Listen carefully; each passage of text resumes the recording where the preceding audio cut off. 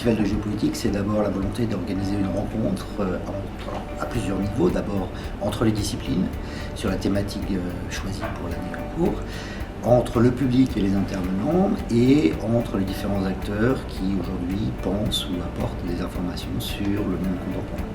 Alors c'est un festival qui est né il y a maintenant 8 ans, de l'initiative de Jean-François Fiorina et de Pascal Bouchon. Le festival est ouvert à tout le monde, il est gratuit. Il a une volonté de ne pas être obscur dans ses discours. Il a volonté à apporter vraiment des regards différents de manière que chacun puisse se faire une opinion sur les questions.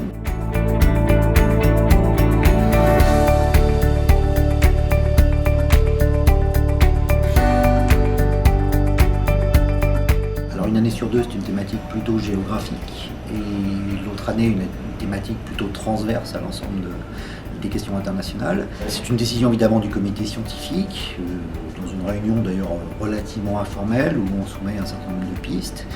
Et puis en général, il se définit un consensus autour d'une question qui doit présenter en gros deux caractéristiques, c'est-à-dire d'une part d'être peut-être pas d'actualité mais montante dans l'actualité, et ça on mesure à la fois effectivement à travers les événements, mais aussi à travers l'intérêt porté par un certain nombre d'institutions, par l'édition, sur un certain nombre de questions. Et puis à partir de là, on commence à imaginer qui on va pouvoir solliciter pour intervenir et apporter des éclaircissements.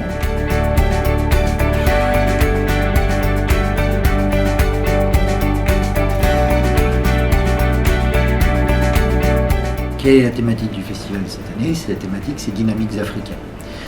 Pourquoi? Parce que c'est un continent qui rentre de plus en plus dans, disons, la visibilité internationale pour de bonnes et de mauvaises raisons. Parce qu'il y a un certain nombre de processus politiques en cours, tantôt de consolidation, tantôt de dissolution des espaces politiques. Et puis parce qu'évidemment, il y a un certain nombre de phénomènes, disons, plus émotionnels et plus conjoncturels. Et puis, question aussi de rendre à ce continent un petit peu sa dignité, parce qu'il est vite un petit peu rangé dans des catégories un peu simplistes, et que nous avons pensé qu'il était utile de donner des éclairages un peu plus nuancés, un peu plus factuels sur un continent qui ne peut pas être abordé dans son ensemble, qui doit vraiment être abordé dans ses composants, parce que l'Afrique, c'est très grand.